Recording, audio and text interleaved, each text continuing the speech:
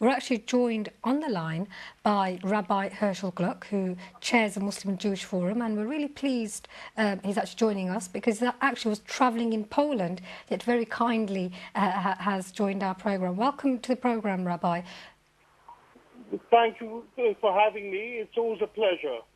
Thank you. Can you explain what the reaction in the Jewish community has been around what's happening in the Netherlands? The Jewish community is very distressed, and the Jewish community sadly hears echoes of the 1930s when Hitler, one of the first acts that he did was to ban shechita, was to ban Jewish religious slaughter. And it's an attack on the Jewish community, a very attack laced with anti-Semitism and with very negative undertones and overtones about Jews and Judaism. Just to explain to our viewers what is involved in the Jewish ritual slaughter and the similarities with the way Muslims do this. In order for a Jew to slaughter an animal, one has to have a long and a very intense training. And also the knife that is used has to be very, very sharp and not have an indentation in order not to cause any pain at all to the animal. Okay. And you've actually been chair of this Jewish Muslim Forum dating right back to the 1990s, dealing with a range of issues which cross both Muslim and Jewish communities. I don't know if you're aware of the latest controversy around the banning of Sheikh Salah, because often it seems that political issues around Israel give the impression that Muslim and Jewish communities do not work together. Do you think that perhaps on an issue like this, the communities can be brought together? There are many areas where the Jewish community and the Muslim community work very well together, and long may it continue. Thank you. Do stay on the line. We do appreciate you joining us. I just want to ask Councillor Bennett, what do you make of the politics of this? I mean, we heard in the clip there, this is actually a move from the Liberals, or the so-called Liberals, as it were. We have the animal rights activists. There's two MPs from the Animal Rights Party. Actually, some right-wing parties did join in the anti-immigration parties, but largely this has been dressed as a liberal moment. Yes, and the MEP in the clip actually made a very good point. It's what I have termed for a while now as liberal fascism, this idea that our values, our way of doing things is so obviously good and better than everybody else's that we must impose it. So these particular two MPs are very much in favour of animal rights, and then we have these other so-called liberals who want to make everyone like them because they'll be so much better off. I don't know how they really imagine that Muslims and Jews will live their lives if they can't access or halal meat. How will they suddenly become born-again vegetarians and thank their liberal masters for being so kind to them? Some people would say, well, actually, that is exactly what would happen, that people would feel they cannot live there.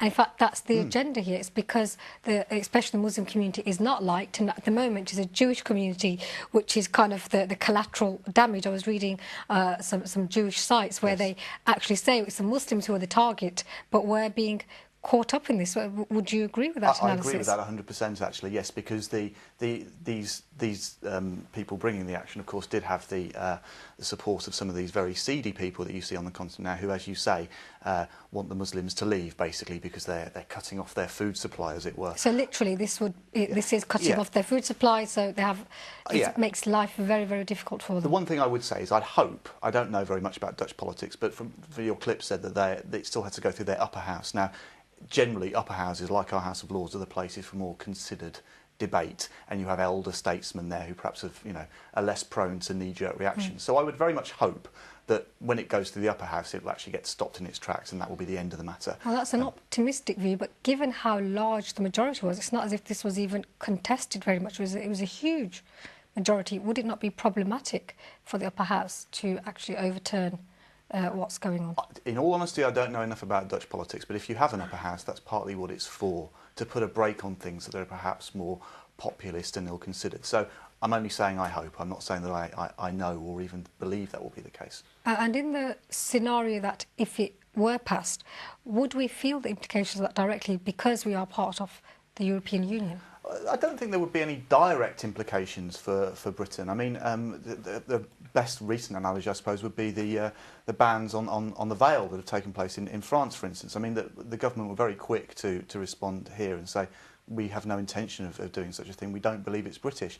I think that there is a very distinct British liberal tradition that's quite different from the continental ones. I mean, but now David Cameron's talking about muscular liberalism, which, quite frankly, isn't very British if you look at it from the kind of more gentle type of liberalism that Britain is more accustomed to. I don't think he meant doing things like that, though. I mean, David Cameron is not the kind of person that generally believes that passing laws is the best way of changing people's behaviour. I think any government here that tried to impose that would be absolutely mad, frankly. I can't see it happening. I think the Dutch government are absolutely mad for what the MPs are absolutely mad for wanting to do it. But I'd be very surprised if we did it here because it's just not our way. We don't like to tell people what they should eat. We don't like to tell people how they should dress.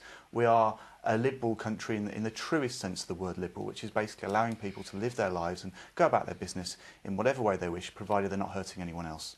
Well, I suppose when we in speeches like the one in Munich, when David Cameron said there are people who are living their lives counter to our values, can you see how that argument perhaps may then be presented that this kind of slaughter goes against British values in the same way that it's being used in the continent? Or are you saying that it could be presented that way, but I think they'd be wrong to present it that way. British values don't say anything in particular about methods of slaughter. I mean, I'm a very rare beast, Sam. I'm a conservative and a vegetarian. You know, I certainly don't want to impose my vegetarianism on anybody else. It's my business, and that's that. I don't think really anyone in the government particularly wants to do that. We allow people to live their own lives. Now, David Cameron's speech actually, although it was badly received and contained some things that perhaps I might disagree with, there were other things in that speech that were quite sensible, and he did say some constructive things about the contribution that different cultures and societies had made to Britain, and if you take it in the whole, there were some good things in there. But I quite understand some of the concern that was caused by that speech, because it perhaps might have made some people feel that it was singling them out. That wasn't the intention. Well, if I can just quickly come back to the Rabbi before I come to yourself. Rabbi, what would you encourage our viewers in terms of working together across Jewish and Muslim communities? Oh, I hear that the line is actually now being cut off. We do thank the Rabbi who joined us from Poland. If I could put that same question to yourself, how can Muslim and Jewish communities work together in solidarity? Clearly there's a mutual interest here. Well, Halal Food Authority has always worked with the opinion that we have to be patient. We have to see that everything is to be done with kind of cooperation and coordination. This is why Halal Food Authority has forged a relationship with the animal rights and animal welfare groups as well, simply because we have to prove that our method of slaughtering, the Islamic method of slaughtering, is not cruel to animal. This is something religiously and ethically required by Muslims, and this is how it is, and it is being done. A Jewish system has been, complied with for the last over 4,000 years, and Muslim system has been complied with for the last 1,400 years, and this is what it was in Europe as well. I mean, I've been living in England 50 years now. I mean, only over 30 years now that we have had the expediency of machinery, where people have tried to see that because they are applying science prior to slaughtering, they think that they have really achieved the zenith of saying to themselves that this is something of animal welfare issue. This is not.